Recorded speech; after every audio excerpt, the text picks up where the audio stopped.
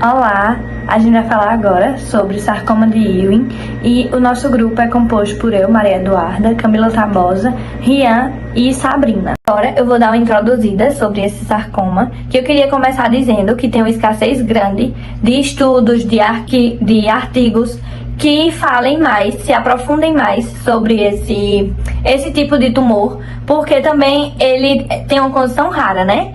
Então, o sarcoma de Ewing, ele é um tumor maligno que ocorre predominantemente em ossos ou em partes moles, em músculos, cartilagens, e ele trata-se de um tumor altamente agressivo. Ele é o segundo tumor ósseo que ocorre, ele é mais frequente em crianças, adolescentes e adultos jovens, que tem um pico maior de incidência entre a janela de idade de 15 anos e tem uma predominância maior no sexo masculino. Esses dados é de acordo com o Instituto Nacional do Câncer, que é o INCA. Esse tumor maligno primário ósseo, ele é composto por pequenas células redondas que não possuem a produção da sua matriz. E esse sarcoma, ele é raro em afrodescendentes, em pacientes acima de 30 anos e abaixo de 5 anos de idade. Esse sarcoma, ele tem dois tipos. Ele tem o tipo de sarcoma ósseo, que ele é o mais frequente, ele acontece nos ossos, e ele tem uma frequência maior entre extremidades, tanto inferior quanto superior, na pelve, parede torácica, na coluna, na mão e no crânio. Já o sarcoma de Ewing extraósseo é quando o tumor ele começa em partes moles, em volta do osso, e também ele vai ser difícil de diferenciar entre os tumores primários. E aí, esse sarcoma, ele ocorre no tronco, em extremidades, na cabeça, no pescoço e no reto peritoneal. Temos 3 tipos conhecidos de sarcoma de Ewing. Entre eles, o tipo mais comum, o tipo clássico, que acomete cerca de 85% dos casos, e geralmente ocorre numa faixa etária entre 10 e 20 anos. Geralmente, o tipo clássico acomete ossos longos, como o húmero e nos membros inferiores o fêmur, mas ele pode se manifestar em outras regiões do corpo também.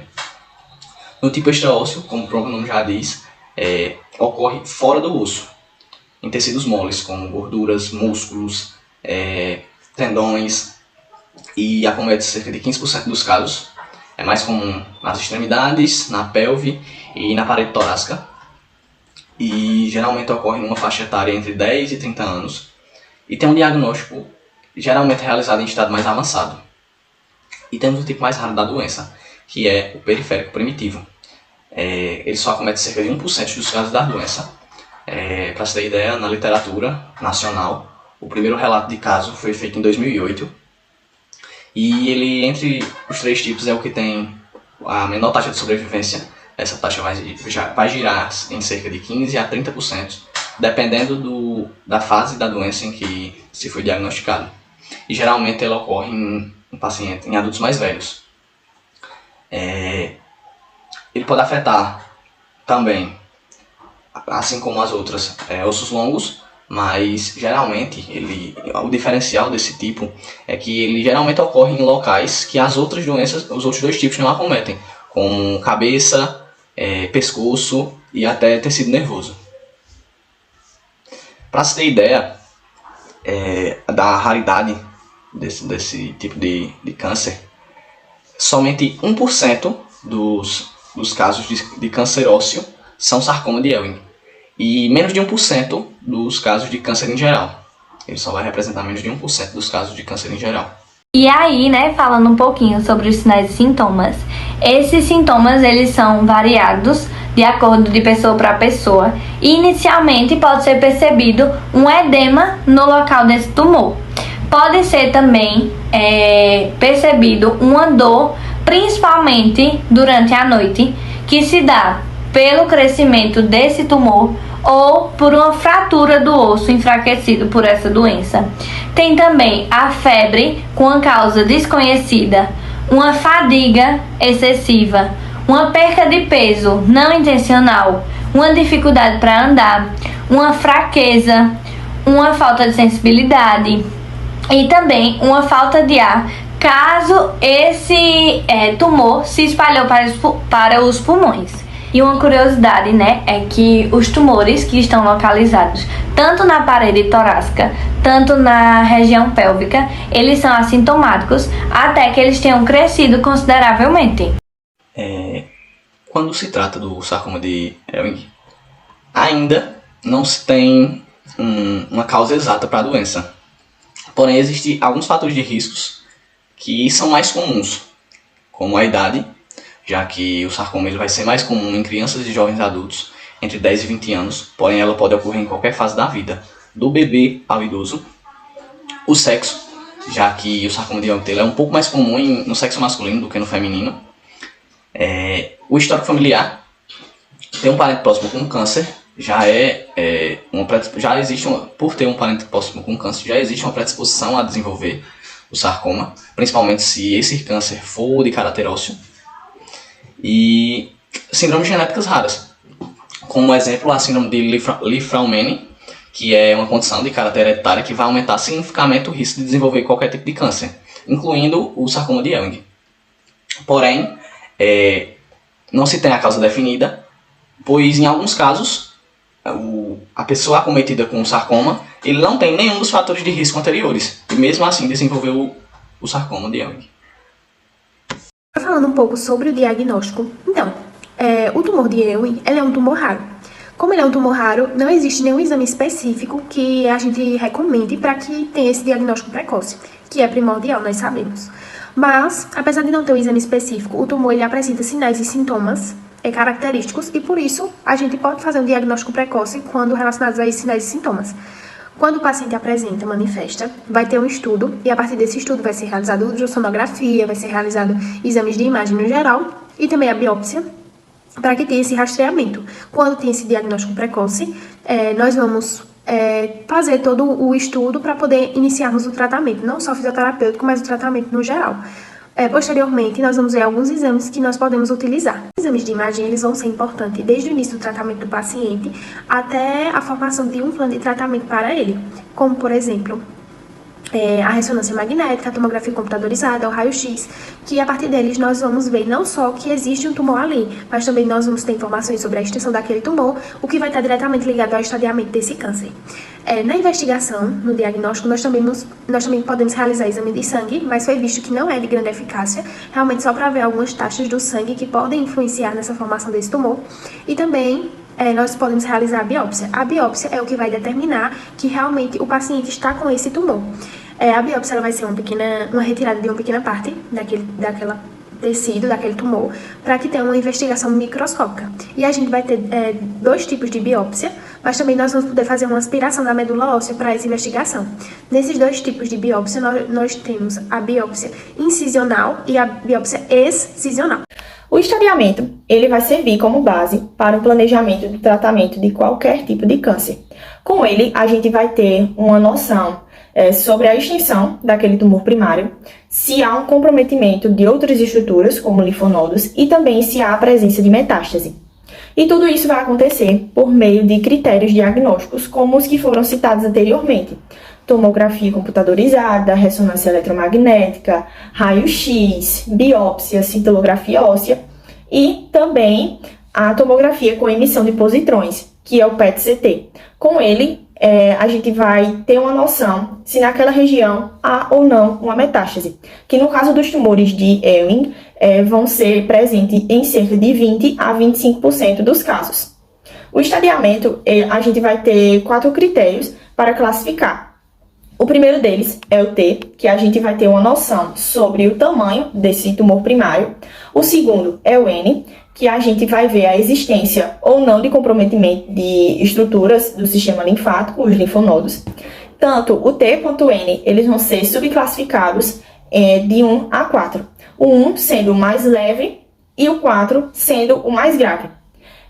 Depois a gente vai ter o M, que a gente vai classificar como 0 ou 1. 0 quando não houver presença de metástase e 1 quando houver. E por fim, a gente também tem o G, que a gente vai saber o grau de comprometimento do ponto de vista histológico. E ele vai servir também como um critério para saber se aquele tratamento está sendo adequado. O primeiro passo para o tratamento desse tipo de sarcoma vai ser a quimioterapia neoadjuvante. Ela vai ser aplicada antes da cirurgia, a fim de diminuir aquele tumor para que seja facilitada a sua ressecção cirúrgica. Em junção, vai ocorrer também a poliquimioterapia, que vai ser a administração de vários tipos de drogas, a fim de diminuir os efeitos adversos que esse tipo de tumor pode trazer para a saúde daquela criança. O segundo passo é o procedimento cirúrgico em si.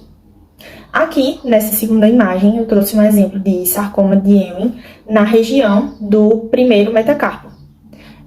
Nesses casos, a cirurgia ela pode ocorrer tanto de uma maneira de reconstrução ou não. Quando não ocorrer a reconstrução, vai haver uma amputação desse membro. E quando houver uma reconstrução, vai ser colocado ou um implante, uma prótese, ou um transplante de algum osso, sendo ele halogênico, ou seja, de outra pessoa para aquela criança, ou autogênico, que vai ser uma retirada de uma parte de um osso de alguma outra região, exemplo do pé, para colocar na mão dessa criança que está com sarcoma. E quando isso ocorrer, o transplante do osso, geralmente no local do transplante vão ser colocados hastes e pinos, como é o exemplo da primeira imagem. E lembrando que a cirurgia ela vai ocorrer por meio de ressecção de imagens amplas. E o que é que isso significa? Significa dizer que além da retirada desse tecido danificado, também vai haver uma retirada de tecido saudável, mesmo que pouco, a fim de evitar que possa haver alguma proliferação e uma metástase desse câncer em algum outro local do corpo daquela criança. E o terceiro passo, e o último, vai ser a junção de 3 pilares. O primeiro deles é a continuação da poliquimioterapia. O segundo é a administração de quimioterapia ou radioterapia, a fim de cuidados paliativos. E, por fim, a gente vai ter a reabilitação em si daquela criança, que vai ser feita por meio da fisioterapia e também terapia ocupacional. E lembrando que todo esse planejamento ele vai ser feito de uma maneira multiprofissional e com o apoio e aval da família daquela criança. Quando falamos relacionado ao tratamento fisioterapêutico, nós vamos focar realmente na diminuição desses sintomas, desses sinais e sintomas que o paciente apresenta. Então, nós podemos utilizar fisioterapia aquática, cinesioterapia, massoterapia, a acupuntura também, e também nós também, como profissionais de saúde, damos orientações gerais ao paciente e aos seus responsáveis, visto que é um tumor que acomete crianças. E aí, na fisioterapia aquática, a gente pode ter como objetivo redução do edema, já que o paciente ele vai apresentar edema geralmente no lugar onde o câncer está instalado. A gente também tem a cinesioterapia, que pode estar relacionado na diminuição do quadro álgico daquele paciente, na restrição de ADM, o paciente também pode apresentar fraqueza muscular, então a cinesioterapia vai ser muito importante na redução desses sinais e desses sintomas. Nós também vamos ter a massoterapia, que também pode estar associada para a diminuição do edema daquele paciente. Nós também podemos fazer a fisioterapia respiratória, visto que algumas vezes o câncer ele pode se espalhar, chegando aos pulmões daquele paciente, então ele precisa de um condicionamento cardiorrespiratório e um tratamento mais específico para melhorar essa parte realmente respiratória. Nós também temos a acupuntura, que pode estar relacionada à diminuição das dores e tudo mais. Nós não achamos muitos estudos específicos sobre o tratamento da fisioterapia, então a da acupuntura, creio eu que seja algo mais superficial. Realmente por questão da dor, algo mais paliativo. E as orientações gerais que nós podemos dar em relação à qualidade de vida daquela criança. Essa questão da fisioterapia aquática, quando o paciente apresenta febre, que é uma das manifestações clínicas do tumor, o paciente não pode fazer aquele tipo de fisioterapia, aquela conduta naquele dia, enfim. E aí, essa é a atuação do fisioterapeuta no tratamento desse tumor. Então, é importante saber que a gente vai querer trazer ao paciente aquela qualidade de vida e realmente estudarmos mais sobre esse câncer para que nós possamos trazer algumas evoluções nesses tratamentos, já que é algo que a literatura traz de forma bem escassa.